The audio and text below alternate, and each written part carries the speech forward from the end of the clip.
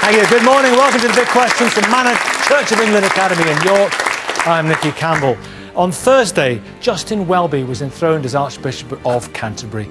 He's the 105th priest to hold that office in a line stretching all the way back to St Augustine in 597. Well, Augustine's task was to convert the English to Christianity. Archbishop Welby has to justify the privileged position of the Church of England in a society that is increasingly non-religious or non-Christian. So this morning we're asking just one very big question. Should Britain become a secular state? To debate this, we've assembled distinguished philosophers, secularists, humanists, churchmen and believers from various faiths on both sides. And they'll be encouraged by our very lively York audience. And you can join in too via Twitter, or you can log on to bbc.co.uk/thebigquestions, where you'll find links to continue the discussion online. Well, the last census shows how religious belief has changed in Britain. Despite a growing population, there are 4 million fewer Christians now than 10 years ago, making up only 59% of the population in England and Wales. And a quarter now say they have no religion at all. And the fastest growing religious belief is Islam, which has risen by 75% to form 5% of the population. It's estimated that by 2018, Christians could be in a minority, and currently the Church of England can only lay claim to 4 in 10. Has the time come for Britain to become a secular state? Well, Bishop Nazir Ali, it's always great to have you on this programme. It's good to be here. Fewer Christians than ever before, more people of no faith than ever before, more people of different faiths than ever before. Surely we have to think very seriously about becoming officially a secular society, a secular state. Yes. Well, I think the question is not just about more or less people. The question is, what has brought this country to where it is today? So take constitutional monarchy. Constitutional monarchy is taken directly from the Bible. I can give you chapter and verse if you like. The idea of representative government arose in a Christian milieu. The Charter of Liberties of Henry I, followed by Magna Carta, were all inspired by Christian ideas. So the question is not the privilege of this or that church, but what we are going to do with this heritage. Now, whatever the figures may say, I have not found any energy in this country for a secular state. If there is, I'd like to know about it. It's not just the history, it's also what will you do today? I mean, I have just written an article on the coronation service. The coronation service is a deeply Christian service. It's a service of Holy Communion. And in it, the Queen professes to uphold the laws of God and the true profession of the gospel. Now, do people want a secular coronation service? I've not found much opinion in that way, and certainly those who are going to be in charge of it are not planning such a service. But this is not about an irreligious society. It's about a society which recognises all religions and those of no religion at all. It's about equality, isn't it? Well, of course it must do so. I mean, and it is the Christian faith that has led to the recognition of such freedom and plurality. So it's our core...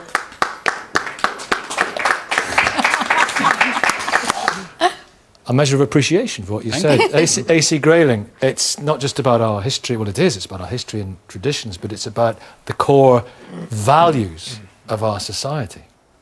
Well, we now see from the census returns that there are many different opinions about how we should live together responsibly in our society. And the point about secularism is it's not for and against religion as such, but it's about the place of religious voices in the public square and the place about voices that don't have a religious commitment. So it's about inclusion, it's about everybody. It's about making the public square a place where everybody can have their say. Everybody has a right to have their say, to try and persuade people to their point of view. But to privilege one kind of faith, or even worse, one church in the public square, is implicitly to disadvantage other people and to send the message out that there is just one right way to think about things and one line that everybody has to toe up to. Really, secularism is about inclusion. It's about making sure that everybody has their say. And it's also about recognizing that all the different faiths, and of course there are many of them, and there are many different varieties and flavors of particular faiths, that none of them should be given a predominant position. That the historical reasons why the Church of England has this massively overinflated presence in the public square is now something of the past. And what we should do now is to see the public domain as somewhere where all of us, believers and non-believers alike, of all the different kinds of attitudes, should be treated equally and with equal respect. But this actually... Allow me, Baroness, if you'll allow me, I'll get... because the Church of England got a dishonourable mention there. Well, I'm very glad to hear Professor Grayling say what he's just said, because that is not how he writes. I mean, in his writing, he tells religious people to go back to the private sphere and tells them they have no place in the public sphere. So is he taking back what he has written? But may I continue, or would you like him to answer that? What would you like? What would you like? I'd like to continue. Okay. but I'd like to answer that. May I answer you, Bishop? Of course, please. Because I think you have misread me. I've said again and again that we all have our views, and we're all perfectly entitled to push our views. But what we have to recognise is that our views must get the support that is genuine. That 3% of the population of England will go very regularly to a Church of England service. I don't know where you get those figures from. I mean, where are those figures from? Check them up. BBC Soul of Britain figures: 23% regular and 40% occasional churchgoers, and more than 50% once or twice a year. So I don't know where you get those figures from. Well, 1.7 million people in a month, apparently. But listen, this is the thing: people in a true secular society, people are neither advantaged or disadvantaged because of their belief or lack of it. Absolutely not true. Because if you actually look at France, which is a constitutionally secular country, you find the tyranny of secularism. Yeah. So in a country where people can dress as they wish, Muslim women are not allowed to dress as they wish because the state dictates it. But it needn't be. We have a very different country. It needn't be, as you describe it, a tyranny of secularism here. You should be arguing, should you not, Baroness, in favour of secularism, because in all religions, including your own, are given equal status. But I think that in Christianity there is understanding of a faith that decides people to take different paths. In secularism, there is actually an understanding of no faith, and therefore people of all faith are marginalised and feel actually disempowered. We're talking about different forms of secularism. Well, hang on, Jonathan Remain, we hear this a lot, Rabbi Doctor. We hear this a lot. This is what the secularism means to a significant amount of people. It means the onward march of what they describe as militant atheism.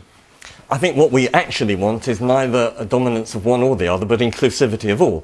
Because actually we are already a secular state. It just so happens we have an important Christian and religious history, and also I would say a lingering culture. I mean, every year I, a Jew, and a Sikh send each other Christmas cards, so we communicate through the church. But the point is that although the country is secular, the institutions aren't. And yes, we have a secular marriage and secular funerals, but for instance, over-representation of the church in the House of Lords, we have over-representation of faith schools, and the problem is we need to do really what we do with the Queen. In other words, that the Church of England should have a ceremonial role, but not an executive or legislative role. And with the Queen, she's the titular head, but she has no power. It's a very British solution, which allows everyone to be included. But it actually seems to me that when you actually talk about over-representation in the House of Lords, you have a group of bishops, but you also have always had a much greater number of Muslims in the House of Lords than you ever did in the House of Commons. But these are, if you'll allow me, these are unelected religious representatives in the legislature. The only other country I can think of where that happens is Iran. Yeah, and that's true. Yes. Is that true? That is true. That is true. The only other country, and I don't think that's a shiny example of a country that we want to be like. I think well, hang on, Neil, I'll come back to you, Bishop. I'll come back to you, Bishop. The Iran example is completely irrelevant. And can I just say, as an Iranian, that first of all, the Iranians claim to have an election. And second of all, although there is a religious pervasiveness, I think that that kind of pervasiveness is very similar to the pervasiveness of secularism when it becomes militant. Absolutely. And I so don't know what any secularists actually who are executing people. Gita. I don't know any secularists who are executing Really? people Have because you they're not heard of believers. Stalin? How about the What guillotine? about- Oh, wait, hang on, wait. We're talking about very different One second. I think this is an important point. Paul, Because Mao you Zedong. said, but this is interesting, because you said you don't know any secularists who are executing people, and you immediately said Stalin. Yeah. Stalin was not a secularist. Well, what because was he? Secularism recognises you can adhere to whatever you Well, want. but listen- So did Stalin in theory. I mean, yeah. Stalin was strictly about recognising and Absolutely. adhering to one All credo the- only. No, isn't all it? the- Is that right, AC No, Greg? but secularism is a creed. I mean, Yes, what exactly. makes you think that secularism is not a creed? Exactly. I mean, secularism is as much a creed as any other creed represented here. AC, wait. AC Greg. I'm afraid that's simply not true. I mean, secularism is... Assertion won't get you anywhere, Professor Grayling. Prove it. What you must begin by distinguishing certain things. You must distinguish first the question about religious belief and non-belief. That's the theism-atheism debate, and that's not this debate. This debate, the secularism debate, is about the place of attitudes, and particularly religious attitudes, in public policy decision-making, in the public square, in education, in parliament. And the secularist argument is that all voices must be equal. All Which was not voices the must case be in given a Stalin. chance. It's not the case in Stalinism, not the case in Maoism. We need to nail that one, Yeah, don't we? we do need to nail it. that because is not just- let him respond. Stalinism is an ideology. And there's no It is difference really. secularism. There's no difference really between Stalinism and the Catholicism of Torquemada. This because they all say there is one right way, one great truth, one correct answer, and everybody's got to toe the line. And if you don't, you're going to be very severely punished. But this is they precisely all have that in Yes, exactly. That's exactly what you say. I mean, all your writings say that. Okay, Audra. Just Gita said earlier that nobody has ever killed anybody for secularity. Now, I'm a secularist. According to your website, I'm 80% a humanist. It's true, they have a quiz, you can try it. But we go to war in this country for what we consider to be humanitarian ideals. We go to war to save human lives. We go to war for human rights. I am in favor of these things. I think they're very good things, but we kill and we die for them, just like religious people kill and die for their views. There's no privileged position for secularity in this regard. Simon Hill. What's your understanding of secularism? Because under Mao, under Stalin, under Hitler, under Torquemada, there was only one way accepted. Absolutely. What's your understanding of secularism? It's very different from that, isn't I think it? secularism can mean two very different things. It can mean a situation like we have in France, in which non-religious belief is privileged, in which religious people are banned from wearing what they choose in public, which is not the sort of secularism I believe in. What I believe in that's is a situation of religious liberty in which we all have freedom to express our views, practice our religion or live out our non-religion. On an equal footing. On an equal footing, and to publicly promote them and campaign for them. And I believe that as a Christian because I don't believe Jesus taught that we should claim privileges for ourselves that are denied to others. That is utterly contrary What to about the Jesus' core teaching. values that have shaped the traditions and history of this country, as argued very articulately by Bishop Nazir Ali, which we will be jettisoning? Not Well, necessarily. some of those values are very different to others. There's always been lots of forms of Christianity. Christianity has inspired people to campaign for justice, to campaign against slavery, against racism. But at the same time, when people say Britain used to be a Christian country, I want to know, was Britain Christian when it was engaged in the slave trade? Was Britain Christian when the British Empire was committing genocide in Tasmania and setting up concentration camps in South Africa? These are things that have been done in the name of Christianity but have nothing in common with the teachings of Jesus, who stood on the site of the martyrdom. I feel when Stalin raised his ugly head, you got rather cut off. Absolutely, because his head on a plinth. because there are certainly people under communist regimes who have been persecuted massively for their religious belief. But I think it is extremely dishonest argument to say that a secular state executes people on grounds of belief. And what we have at the moment is the Iranian state executing people for apostasy. What we have in Pakistan is a whole range of fundamentalist, Muslim fundamentalist organizations that are executing people if they are from minorities, including Muslim minorities in Pakistan. bombing them, arguing that the state should execute them for apostasy, bringing in blasphemy laws and so on. The same is going on in Bangladesh at the moment, where there's a young people's movement against religious fundamentalism, and the fundamentalists are labeling them apostates. And in this country, and some of them are apostates in the sense that they are ex-Muslims, they are not religious. Some of them are religious Muslims. Both sets of people are in danger from being labeled blasphemers and apostates because religious fundamentalists are calling them that. And they want to bring in these laws. I don't know anybody who is secular who wants to bring in laws which will execute people on grounds of belief. So Mark Mullins, an evangelical Christian, welcome back. You were on last week. Hi, Mark.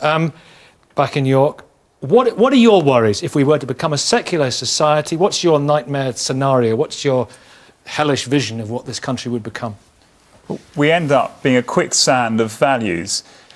Christian values has shaped this nation, and I would have to remember that God gave three things to this earth, apart from making it, which is a rather major aspect of it. He gave us government, he gave us marriage, and he gave us the church. And the government is there to restrain evil and reward good. If you do not determine good by Christian values and evil by what the Bible says is bad, you end up turning good and evil on its head, and you bring a curse on the land.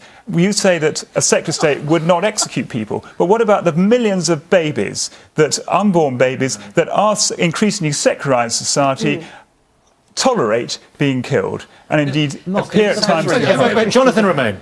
euthanasia at the end of Isn't a life. better example, firstly, the United States, where there's a complete separation of church and state, and yet all faiths and those of no faith are equal, plus religion, as it happens, is flourishing. And not only that, don't take the word of New York and Washington. What about the Bible? I mean, the Bible has an interesting scenario where those who were involved in the power structure, the priests, got corrupted by it, whereas those who maintained their independence and were outside of the structure, the prophets, they were the ones with the moral integrity, and that's where we want religion to flourish. Let's talk, if we may. I think if we may talk about USA and France. It's very interesting because you have two different officially secular societies, but you have two very different outcomes, don't you? Yeah. But in the US, you've got a flourishing of religions and sects, not all of them benign, arguably because it's not within the state structure. And in France, of course, you have this sort of openly expressed hostility, Miriam, don't you, to religion from people and to the displaying of religious symbols. And you've lived in France. Well, we have that today, but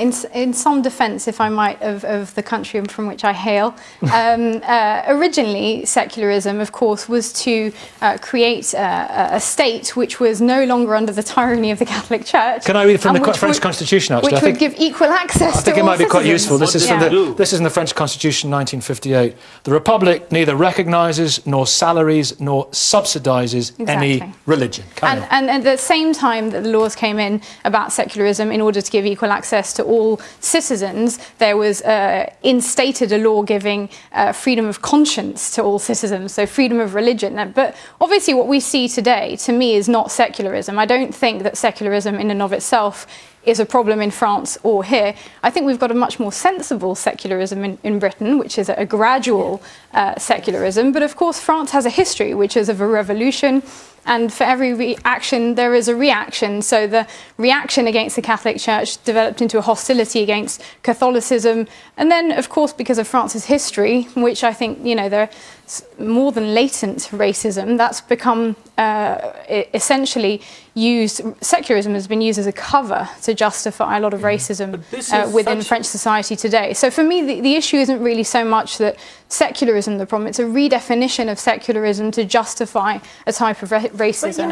Great hostility to the... This is such an idealized view of the French Revolution. I mean, that was also, the question was asked, when have secularists killed anyone? Well, have you ever heard of Robespierre? Well, I mean, the tyranny of the Catholic Church. The tyranny of the Catholic Church was nothing compared to what the French Revolution did. Thousands of priests, even nuns, were taken to the guillotine. But that's not secularism then. Surely then that's not secularism, because secularism doesn't privilege any religion. You are making up definitions of secularism. I mean, secular ideology has been responsible for far more suffering nonsense. Okay, AC Grayling. Wait. Has ever been. AC Grayling, I wanted to come to the audience. Was the French Revolution a secularist revolution? No, not at all. There was worship of the supreme being, worship of the goddess of reason, and so on. And this that is what you worship as well. Yeah. Where is she this morning? During the 2 or 3 years of the worst successes of the French Revolution, under whatever name they happened, they pale into comparison with the centuries and centuries and centuries of oppression and tyranny and hardship imposed by religions, including your own, throughout European history. What about secular ideologies? National Socialism, Stalinism, Mao, Pol Pot, even Saddam Hussein. Such a party. I mean, secular ideology has got very bloody hands indeed.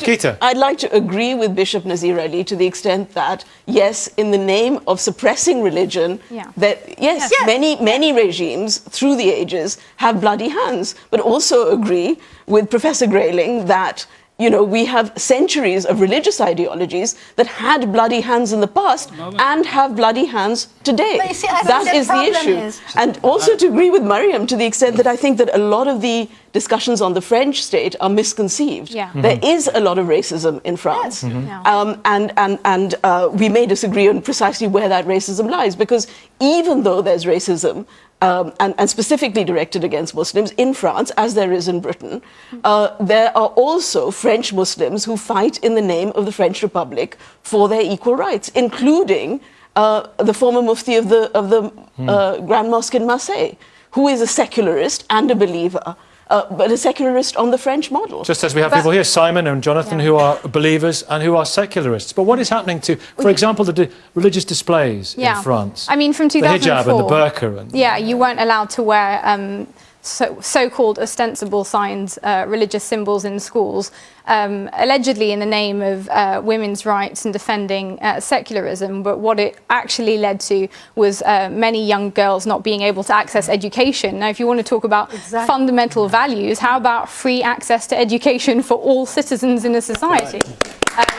So that was one. But when I say that secularism has then been misused in France, it's now being used as a way to sort of eradicate religion from the public sphere. So has it fed what some people refer to as Islamophobia? Has it fed I think so, and perhaps not just Islamophobia, and intolerance of religion in the public sphere. So now that we've seen, for example, laws brought in which say that mothers of pupils who wear headscarves can't attend school events because of their headscarves. We've seen women in niqabs attacked in the street. And this is all essentially vindicated because of the laws. The laws empower people to think that they have a right to then take out their vitriol on people in the street. So, Mark, if I may... The law doesn't do anything about women who don't choose to cover and who are under huge pressure to cover. And nobody says anything about it. Well, that's not true. There are councils in this... It's not just a matter... The point is, it's not the matter of choice. Women who... How do you decide genuine choice?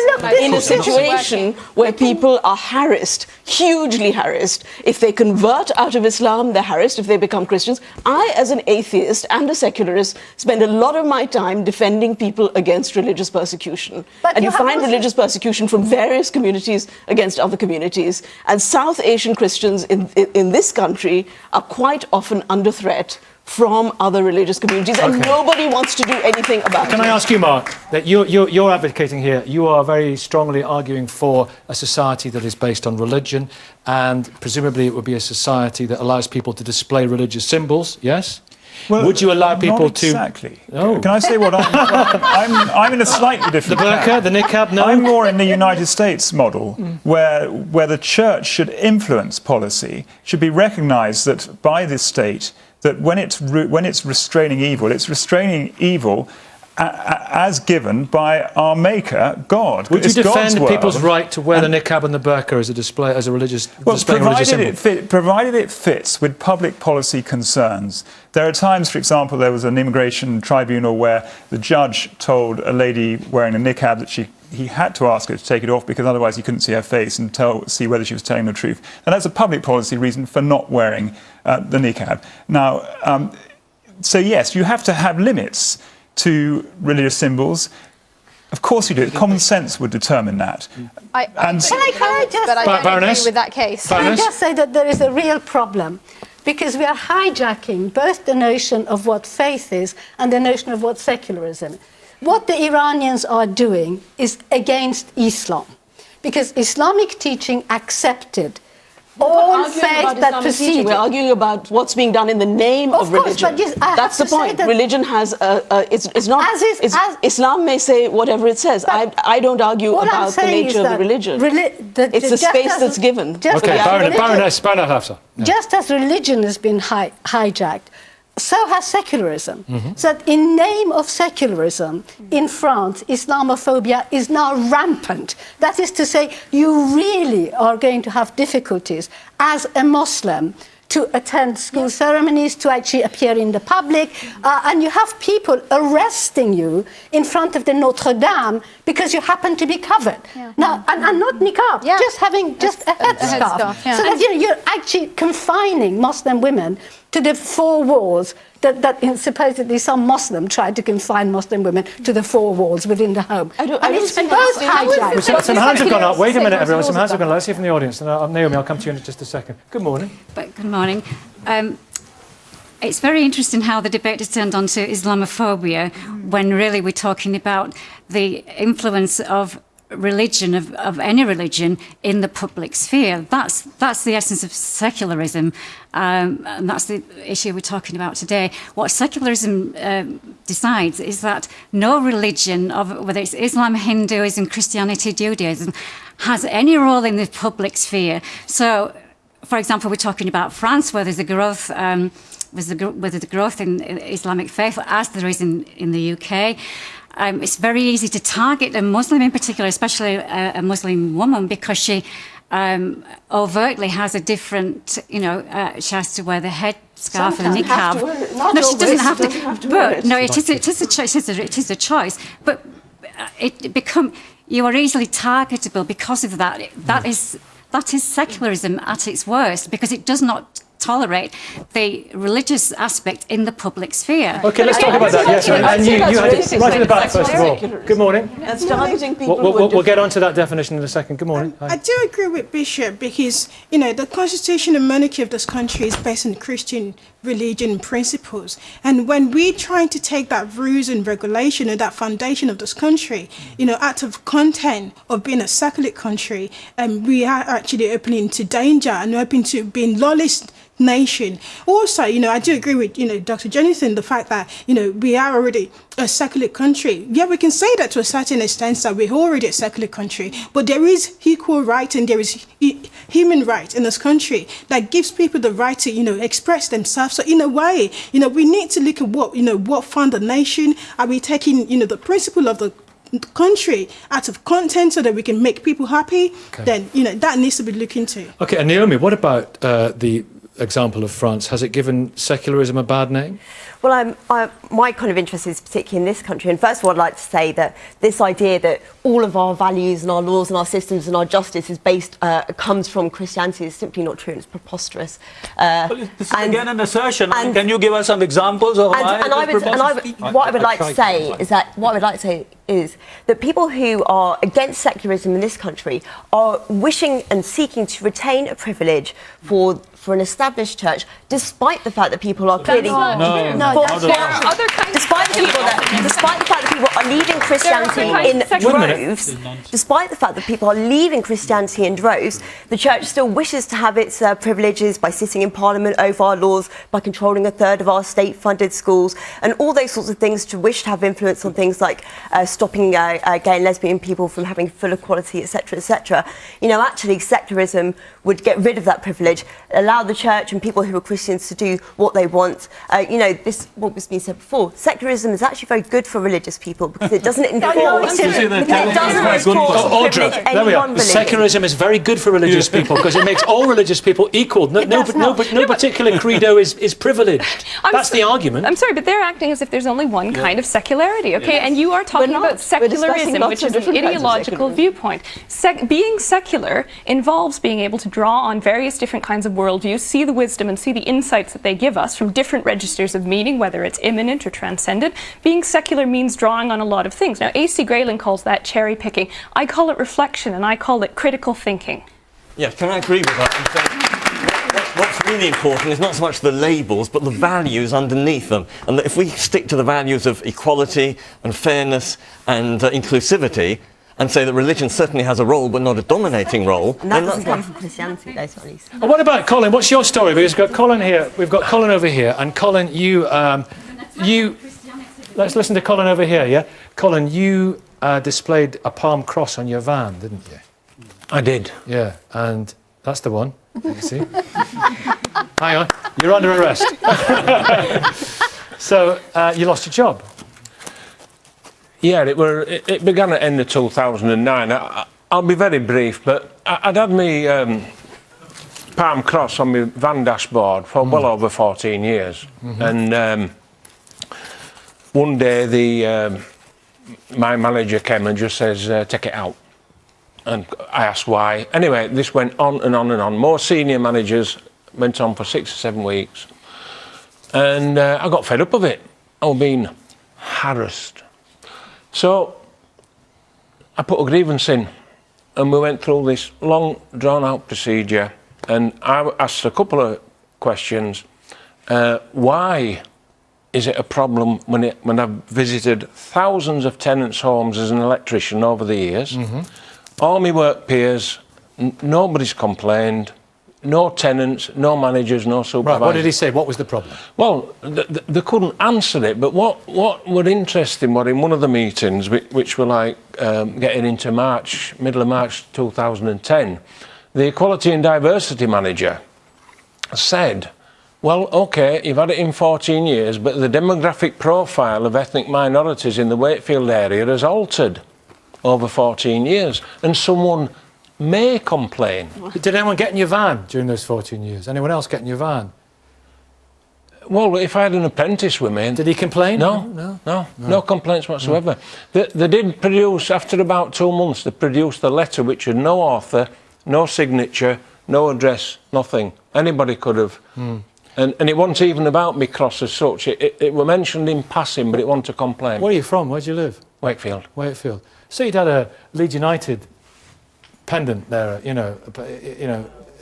no one would have complained about it. No, absolutely not. So is this the madness of that the road of secularism will lead? Well, No, I mean, I think what's best if we establish a principle that diversity is fine, but there are boundaries. So I have no problems with a cross on a van, a Sikh wearing a turban or whatever. I have no problem with a Muslim headscarf. I do, to be honest, have a problem with the face veil. Not because it's religious, not because it's Muslim, but because it actually... number one, it impedes social interaction, and number two, it actually breeds suspicion at a time when we're trying to break down barriers and. But that's actually your opinion, because there are a lot of women who feel much safer from harassment. So then we need to create a society in which they can feel safe. Yeah, you might one day create that society, but it doesn't happen to be here now. And you're not going to. And there are a lot of women who actually feel very well protected, because I think one of the real problems that actually feminism. What, to cover their face entirely? Absolutely. I don't think that's an acceptable way of behaving. Wait a minute, Jonathan. Jonathan, push for it. Just because it's cultural doesn't mean to say it's acceptable. But it's we don't allow polygamy, even though that is culturally acceptable in the Bible or in Islam. But you do allow school uniforms. AC Grayling, what's your position on the displaying of religious symbols? Because we've seen some cases recently, haven't we, which have come to the European Court. Well, I think in general, of course, people are perfectly entitled to wear and decorate themselves as they like. What's being missed here is that in the case of both Turkey and France, which are constitutionally secular countries, the request being made to citizens is that when they come into publicly funded spaces like courts and schools and elsewhere, that they come as citizens. They come first and foremost as French or Turkish citizens, and then as men and women. And only after that, whatever their personal choice of outlook or belief happens to be. The thing about some of the religious symbols that people wear, and especially the dress which is so associated with Islam, is that it makes an incredibly loud statement which says, you must treat me according to one chosen identity. And what the French state wants to say... I'll be with you in a minute. Let him finish.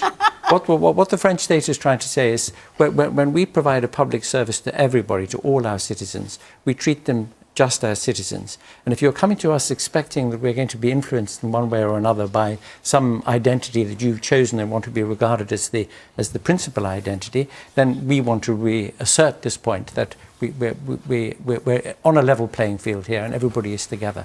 And I think that's the underlying point. Now, in practice, of course, it has resulted in blinding the state wrongly to many of the different needs that people might have. In the great projet outside Paris, for example, immigrant communities where discrimination and lack of educational opportunities and job opportunities are hidden behind this different veil. And that is a problem with all veiling. So I think what we need to do is to try to get the intention right, to try to understand that there is a very positive intention behind it, even though we in this country would be much more generous and tolerant.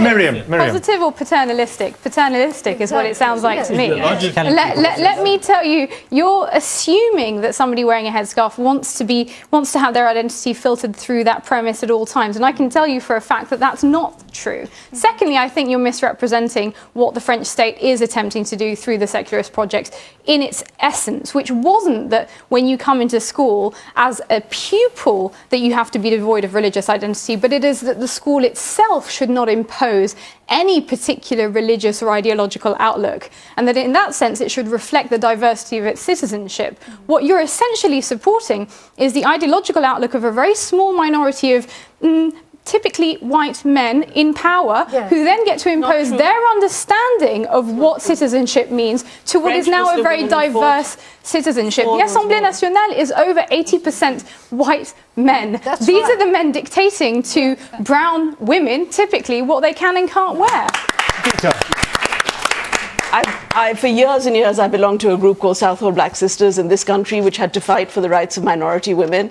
And a lot of those struggles are now being characterized in the way in which you're mischaracterizing those struggles. Now, in France, there were similar groups. Ni Put Ni Soumise was one, and other groups of French women from Muslim backgrounds, some of whom may have been believers, some of whom were not, who were arguing around the issues of the veil in school and so on. And some of them felt that they didn't go as far as wanting to the burqa ban on the street. So there are a lot of different opinions among French Muslims on it. It isn't just some, yes, there's a racist discourse as well. There are a lot of very complex discourses going on at the same time. But let's understand what's happening with the issue of veiling is that it is being, however much young women or older women say they choose to adopt it, there's also a strong push by Muslim fundamentalist organizations to declare the veil mandatory. And they have issued British Bishop Nazir Ali. From the Jamaat Islami and the Muslim Brotherhood. Well, I heard you just as we were talking over there about the frowning on and the banning of religious symbols, saying this is where secularism leads. You said yes, that. Yes, I did. And I mean, Professor Grayling's description of what happens in Turkey or France shows that this kind of secularism is also an ideology. Yeah. It has a particular view of human beings. He is telling religious people to leave their religion behind when they come into certain spaces. Okay, what about America, where we have a secular society is separate, a wall between church and state, and religion thrives. Let me say, the United States has a separation of church and state. That does not mean it is a secular society. Have you ever read the Declaration of Independence? Exactly. It begins with the divine providence for human beings and human society. The US is a polarized state. Yes, you mustn't confuse separation of church and state with a secular society. It can this is what I'm trying to argue for Britain. I am not arguing for the privileging of any church. I have resigned as a diocesan bishop. I have no privileges. What I am arguing for is the privileging of a legal and constitutional tradition without which we will be set on waters that we will not be able to navigate. We will not be able to navigate those waters. But are you arguing for the disestablishment of the church? What we're arguing for is we're saying that God should come first and the state second. You're arguing the state should come first and God second, and therefore you will put Christians out of jobs because the state's values end up turning the Christian values on their heads. And we're finding already Christians are losing their jobs. They're going to the European Court of Human Rights, and conscience is not being recognised because it said, well, you're in a state job or whatever it is. And this is the mistake of our society. And what Professor Grayling is doing... We're saying people should come first. People should come first. I'll give you an example. You're not God. What we're saying God should come first, and then the state should take its values from what God says. Well, let's hear AC. May I just say, go into a kindergarten, any kindergarten in any school in this country, and have a look at the children of 3, 4, 5 years of age. No matter where they come from. My own little daughter went to a school where 36 different languages were spoken, every conceivable background, every faith community, every ethnicity. And those children made no differences among themselves. We adults have to work extremely hard to teach them differences, to divide them one from another. You're a Muslim, you're a Christian, you're a Tory, you're a Labour. And all these artificial divisions which cause so much harm in our world are artificially imposed. Well, let's talk about schools. If we were able to get rid of all the things that you people want to impose on them in the way of these divisions and these outlooks, it would be a very, very much better world. Well, let's talk about education. Let's talk about education, if I may, because in the time available to us, because a third of the maintained schools in this country are faith schools. We're talking 68% of those are COV. Why should the non-religious pay for the education of the religious when they're discriminated against and neither able to go to send their children to those schools, nor in fact very often to work in those schools? Well, we are actually sitting in a Church of England school, the motto of which is to lead people to God, Deo Duce. That is where we are now. And if you look at the admissions policy of this school, you will see it is open to the community. Of course, it seeks to be a Christian community, but it is also open to the rest of the community. And if you talk to the people who teach here and who study here, you will find that it is inclusive. Christianity actually, because of its teaching, and also Judaism, of being made... not true. Let's keep with the bit. I know you're a great opponent of faith schools, Jonathan. This school in particular... Sorry, I haven't finished. Let me finish. Judaism and Christianity both teach that human beings, all human beings, without division, or whatever age, or whatever color, are made in God's image. Let me ask you something. That is the basis for equality and inclusivity. Let me ask you something. And no other. You said that Islam is changing the face of Britain. You said that, and I don't think you meant it that it's changing it in a good way. There are 11 state-funded Muslim schools. Presumably, following your logic, do you support those as well? I think, first of all, parents are primary here. Parents you have support the right... the 11 state-funded Muslim Just a minute. Let me say, if you are asking about my educational philosophy, the state is not the primary agent for the bringing up of children. It's the parents. The parents decide how their children should be educated. That is also the basis for church schools or for faith schools. Now, any faith school, what I would say is this. They must follow the national curriculum. They must be engaged with their community. They must be engaged with other schools. And if that is the case, then of course every school has to be agreed on a case-by-case basis, as this one has been. Okay, that's interesting. Jonathan Romain, we're hearing there that it's the parents' choice. No, it should be, but of course they can't choose because of the way the state sets up the schools. Why can't they choose? I mean, essentially, we've got two problems. Why can they not choose? Sorry, I don't understand. Why can they not choose? They have discriminatory policies which says you have to be Jewish or Christian. Children! Let's hear from Jonathan Romain. No, shush, be quiet, please. Jonathan Romain. Thank you, teacher. Yes, there are two problems with the faith schools. One is a practical problem. What we're doing is effectively dividing the children. Anglicans here, Catholics there, Jews there, Muslims, secularists don't know. And that's just crazy because we're dividing the children, not just dividing... And of course we are not. Neither the Catholic schools, neither Catholics nor Church of England schools divide children. Let him They're open to the community. Then I'll come back to you, and that's how it's going to work. Jonathan Romain. And we're not just dividing the children, but dividing the adults, who of course don't meet outside the school gates or at sports days. So we're creating divisions in society precisely at a time when it's a multi-faith society, and we should be quiet, please. When we should be working to bring them together. But the other thing is a moral reason, and this is a moral programme. It would be unthinkable to divide the children on any other basis. We wouldn't say, right, schools for black or white children, for boys with blue eyes or green eyes. And unthinkable to divide any other state-funded institution. Libraries for Catholics, schools for Muslims. This is statism. It's quite amazing that we're in this situation. What we should do is have schools for everybody. Who is we? Are you the parents?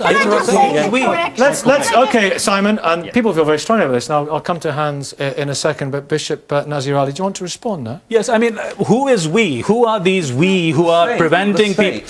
Yes, but the state you're is not. interrupting. I have already said this is what happened in the Soviet Union. The state took responsibility for the nation's children. It is not the job. It is the state is not the primary actor. All the state does is to enable the parents to bring up their children, and nothing more than that. Can I just This is a kind of statism that you are putting. Can I just say, in the city of York, I know of parents who baptize their children so that their children can get to good primary schools. So that essentially, if you are not a Christian, you cannot get in, or it's very hard. That is not because this happens what in York. I'm sorry, I can tell you what I can. you read the admissions policy of this school, you'll see it's not true. Okay, but that doesn't undermine... Fall to your knees, avoid the fees. That's what they say. Simon Hill. Indeed.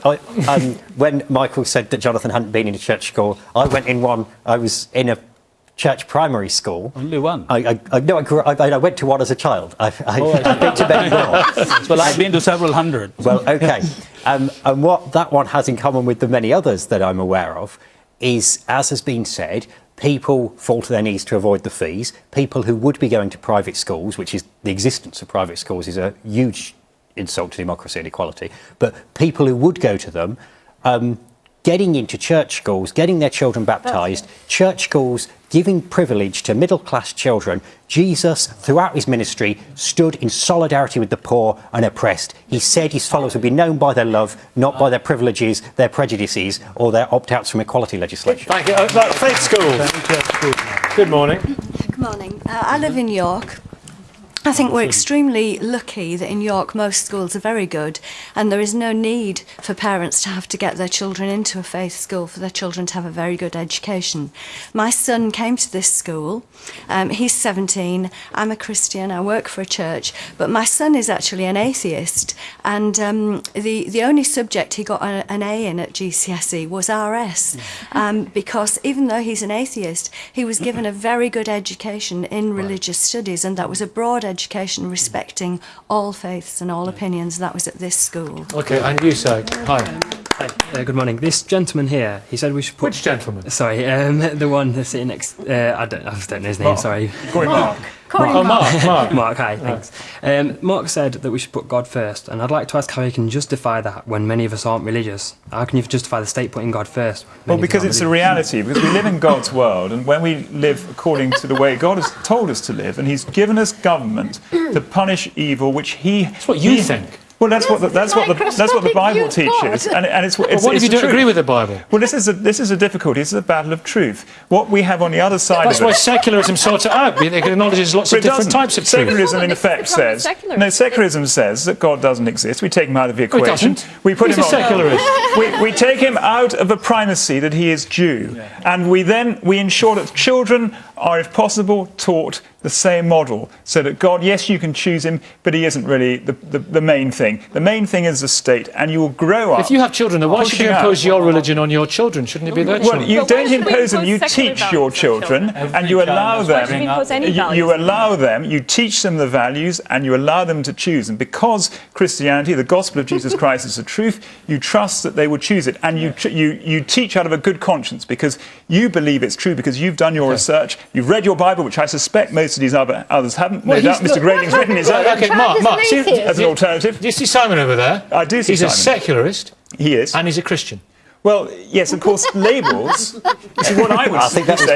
Labels are just that. And how does he work out his Christian life? Faith? I'm saying that I cannot determine what he means when he simply says he's a Christian. Mark, it may mean a number I love of Jesus as much as you do, and I seek to follow him. We both seek to follow Jesus. We're both fallible. We will both make mistakes in that, and perhaps one day we'll find out if either of us are right. But the one thing that isn't fallible is the Word of God contained in the Bible, and that's what we should. Okay, Naomi, and then AC. One at a time. Naomi first. To go back to the point about inclusion and discrimination. And schools. In schools, the Church of England, the Catholic Church, supported by other institutions, have an incredibly powerful and vociferous lobby fighting to retain legal privileges for those schools which are funded mostly 100% by the state, to discriminate in employment against teachers and against teaching assistants in some schools, not just head teachers, but also barring atheists and people of the wrong religions from promotion in those schools, fighting to have schools to have their own admissions criteria so that they are allowed to say we don't want any Jews at this school, we don't want any Christians or atheists at this school, we only want this particular type of of child at this school, and I think it's really outrageous. Many parents do not have the choice not to send their child to a faith school because they are growing at such a speed that in many local areas, particularly in cities, they are the only type of school. And many people choose them because they raise people with an ethos. My son goes to a Catholic school. In a minute, Miriam, please. AC Grayling, faith schools are acknowledged by many people to be very good schools. I'm afraid for me the phrase faith school sounds like an oxymoron, a paradox, because an educational institution should exist to teach people how to think, not what to think. And the very concept of a faith school is that one way or another, even if it is a school which lets in people of other faiths or none, is going to have as much as it can in the way of tendentiousness. Now, if you only look at the school that we're in at the moment, it's got a massive crucifix on the front wall. All around the school there are Lord's Prayer and quotations from the Bible. I mean, it's crammed down your throat in this school. I was astonished when I walked into it because, you know, having read and heard about faith schools being built around the country, I didn't realise how very coercive the presence of such a school might be. Are those scriptures bad for children? I do find it dismaying. Are those scriptures bad for children? Is a picture of the crucifix bad when it shows the self-sacrifice of God sending his son to die for us? Is that not a good thing? Is that not a good thing for children to learn? So, what's the Baroness? What are you saying? No, I just think exposing children to such a violent image. But it is, but it is something that is a peaceful image. It's a peaceful image. Yeah. Miriam Francois Serra. Just briefly. Firstly, I have a son who goes to a Catholic school. And I'm quite happy with him attending a Catholic school. I have no issues with it whatsoever. I haven't found it to be coercive. I haven't found that he's come home and he's preaching to me about Catholicism. What I have found is that the discipline in the school is to a much higher standard to the non-religious primary school that he attended. But that's by the by. I just wanted to make a point that all of the issues to do with the admissions to faith schools don't really undermine the ultimate argument about faith schools in and of themselves, which is that as tax-paying citizens, religious and non-religious people have a right to see schools that reflect their beliefs. And that means accommodating both faith and non-faith schools, which doesn't mean we should accept things like issues with admission, which I would concede, and I do think that there needs to be a fairer admission policy to faith schools. I would like to see faith schools where perhaps 50% of the pupils were of different faiths or no faiths, because there are benefits to the educational outlook of people of faith, which all people should benefit from. Jonathan. Surely faith should come from the home, and what they well, it is. That's why you're sending your child to that school. And I'm against faith school on faith reasons, because I actually take, like Mark, the Bible seriously. It says love your neighbour as yourself. The only way you can get to know your neighbour is by interacting with him or her. School should be about education, not... Should there then be... Audra, there's no indoctrination, says the bishop. What does Audra say? Wait a minute. What does Audra say? Let's find out, children. Thank you. I would like to know why the humanists who place such great emphasis on reason think that children can't think. Why do you believe you say that you want to avoid children being indoctrinated early by religion, but why indoctrinate them early with secularist values such as individualism, high achievement, liberal values?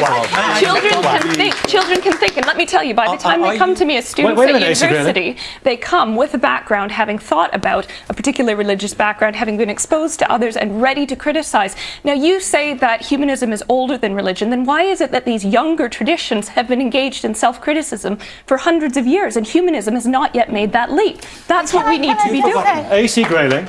You've forgotten what the Jesuits say. They say, give me the child until the age of 7 and I'll give you the man. They know perfectly well that intellectually defenseless, very, very young children taught as fact all these different faith beliefs by the adults in their community, they are, for very good evolutionary reasons, credulous. They're going to take seriously what their adults say. And let me tell you, they can think. Some people who, when they finally do get to the position where they can think about these things and reason and discover and learn, may have a very, very painful process of disentangling themselves from the imprisonment of the mind. That kind of early faith education. Bishop Nazirani, the imprisonment, there's a phrase to tangle with on a Sunday morning. The imprisonment of the mind. Is this why Professor Grayling is starting a school? Is this why? Is he learning from the Jesuits? Well, of course, children need to belong to a tradition in which to think. You don't think in a vacuum.